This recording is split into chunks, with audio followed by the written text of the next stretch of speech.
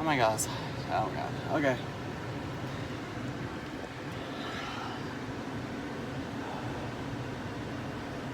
One second.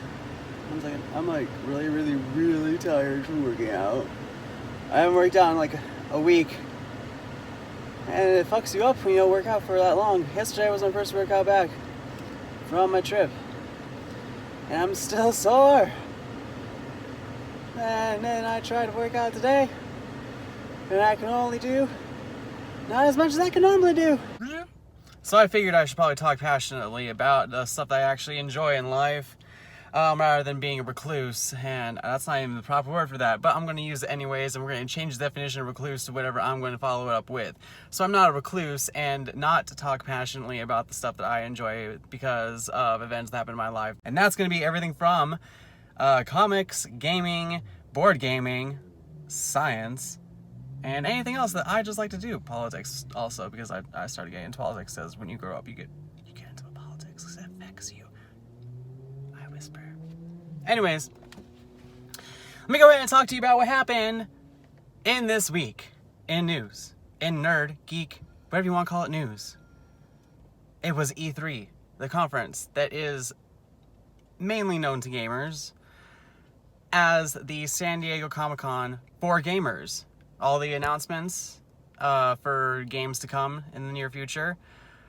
Games that we already knew were coming out get pushed back in the future again. Kingdom Hearts 3, I'm looking at you. And stuff that we didn't know was actually going to happen, but we had a feeling was going to happen. Or we hoped. And I'm looking at you, Tales of Vesperia. Yeah. That's been years in the making for finally an English version. Now, we already had an English version of that one already, but it got it was originally an Xbox 360 game, but it got launched for PlayStation 3 in Japan as an extended game with new characters, longer story, and better things. And then us in America were like, what the fuck, man? Why aren't we getting that? Bandai, what's up with that? And then they answered our prayers after many, many years, and we're finally getting it. And finally for an update system with slightly updated graphics. I'm going to only say slightly updated because I like to say that, because I think that that's really not going to happen. But still, I'm looking forward to the game. Anyways, today was all about Nintendo. And I'm going to talk about the things that I liked about Nintendo. But before I go about that, I want to talk about the other stuff that I found was good, but it didn't hold me dear. I should probably put this really far. So I'm going to talk about the things during E3. You're probably... Oh.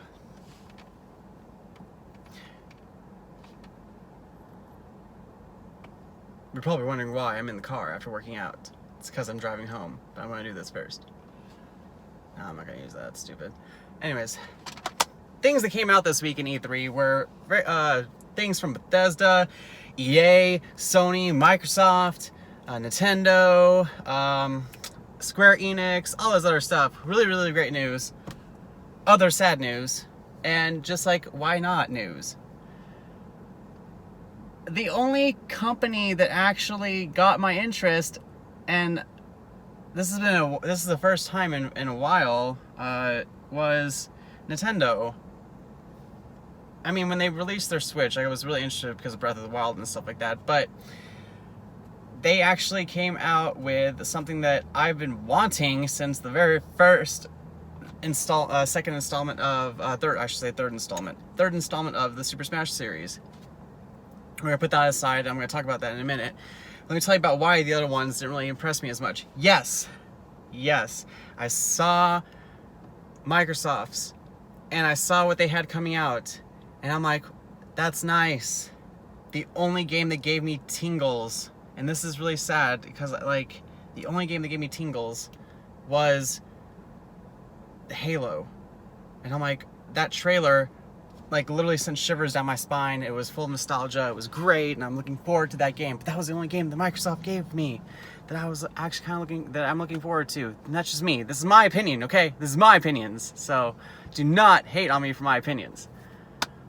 Sony. Again, the only game that they came out was Last of Us. And I'm like, I already knew that was coming out. that was it. I mean, yeah, there's other games like sprinkled here and there, but I'm like, I don't really care much about those right now. Maybe if I see other gameplay footage or if I see other things, I might get more interested. Then Square Enix came and said, hey, we're gonna like put this game that we keep, you know, carrot topping. We're gonna take this game that you've been looking forward to for many, many, many years. Instead of it being 2017, it's gonna be 2018. Instead of 2018, it's gonna be 2019. So it's like, okay, cool. So you're leaving. You're pretty much never going to come out, and I'm accepting that. Kingdom Hearts 3 is not coming out. They just keep on pushing it, and it's not going to come out, and I accept that.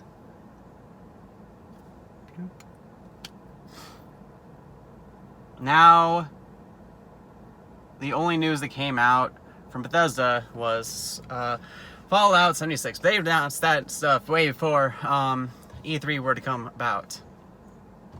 So again, not really news to me. Same thing with the Kingdom Hearts series, but they just kept pushing it back. But still, the one thing that I probably would have looked forward to was their spoof on the Amazon Echo. Is it Echo? Whatever, the Amazon Alexa, whatever the fuck that thing is. And I actually probably would have bought one if that actually was a thing. You know what? If it's still a thing, I will probably buy one, even if it's just the way it looks and it does like the Easter egg thing of that commercial. I will definitely be getting that. But that's about it. Now Nintendo did come out with stuff that I'm looking forward to. They I can't remember what that game was. Starfighter? No, that's not right. Starlight. I'm pretty sure it's Starlight. If I'm wrong, I'm gonna hate myself because the blood's flowing to my head. I should be able to recollect it.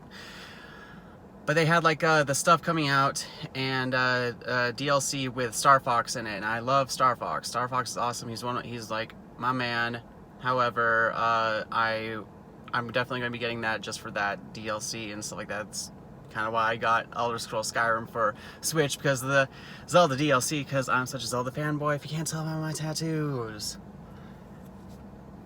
And then they announced Yoshi's World, and I was like, yes, thank you for that.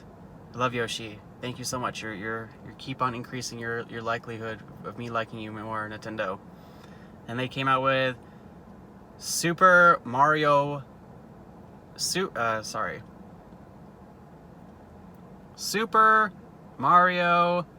Party.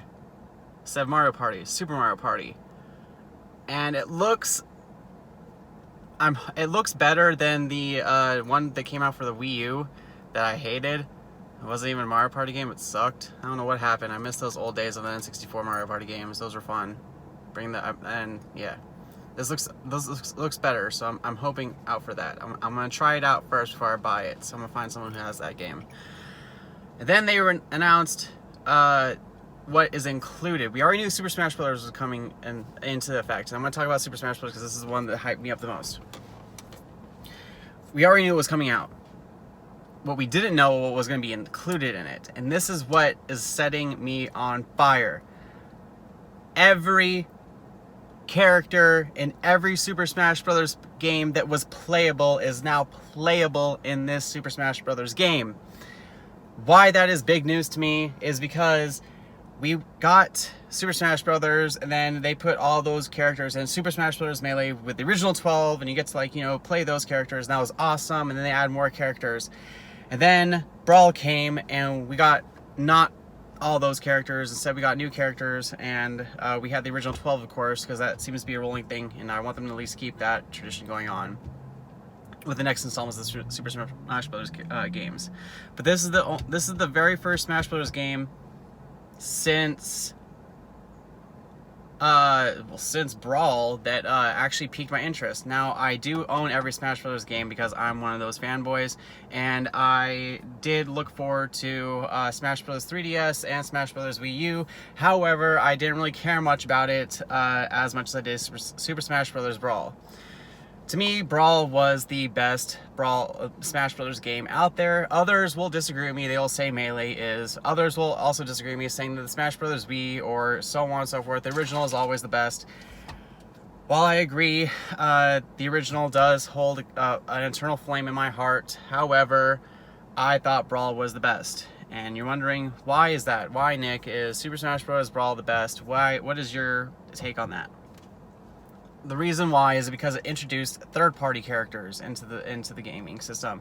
So you got to play with characters that weren't only based from Nintendo. They were also on the Nintendo gaming system, such as Snake and Sonic, and that's why I loved it. It introduced it introduced that into the world, and that's what we got with the ongoing games that came out soon after, such as Bayonetta and Cloud. Finally, after years, we still don't have Genus. Just saying. Pause. Anyways, the reason why I'm looking forward to this one is because it introduced those characters back. A lot of the people who fought me in Super Smash Bros. Brawl hated me as particularly Snake, because I would always go up to them and place a butterfly on their face and then run around, and they'd be like, oh, nothing's wrong, and then and they'd go, whoa, and into the death penalty of dying. The fuck? Anyways, I'm looking forward to that one because it's bringing that back. It's bringing every character that whatever game you started off with back. You could be a person who started off with Melee, and you get to revisit Pichu if you loved Pichu, even though he was cute. He just kind of sucked because he kept hurting himself, and that was sad. I mean, he was cute, I'll give him that.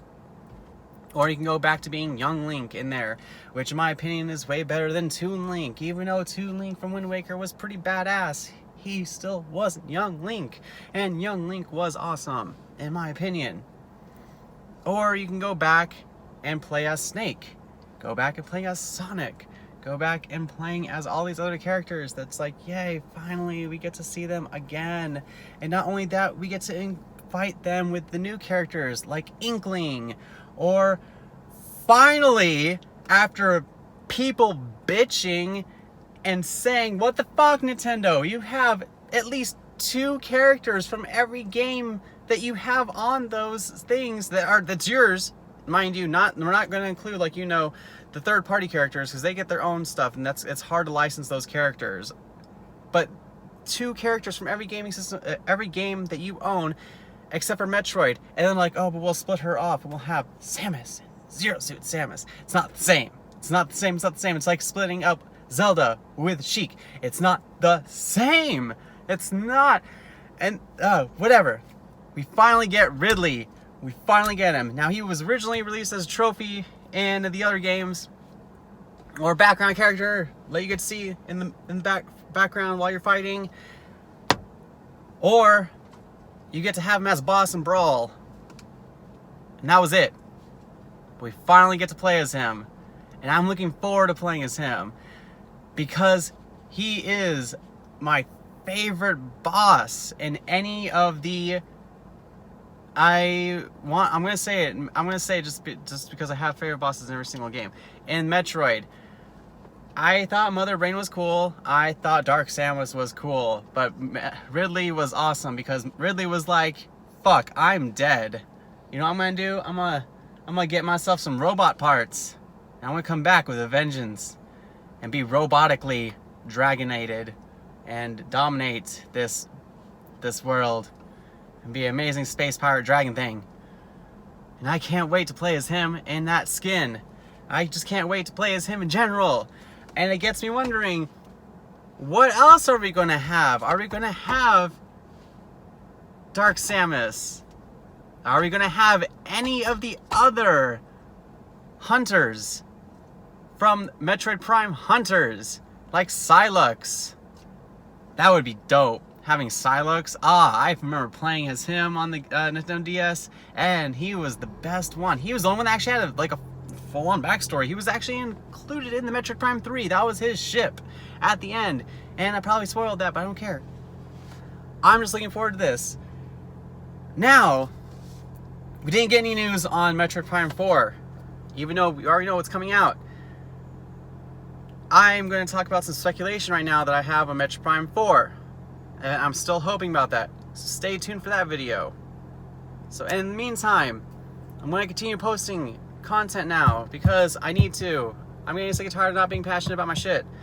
I'm sick and tired of being lazy. And you guys are helping me not be lazy. Thank you. I'm going to continue doing this. I love you guys. You guys are awesome. This is probably going to be a really shitty edit because I'm in the car. You're hearing vibrating, stuff like that. So I'm sorry. In the meantime, you guys are great. I'm gonna go back home, shower, and eat some food. You guys are awesome. Bye.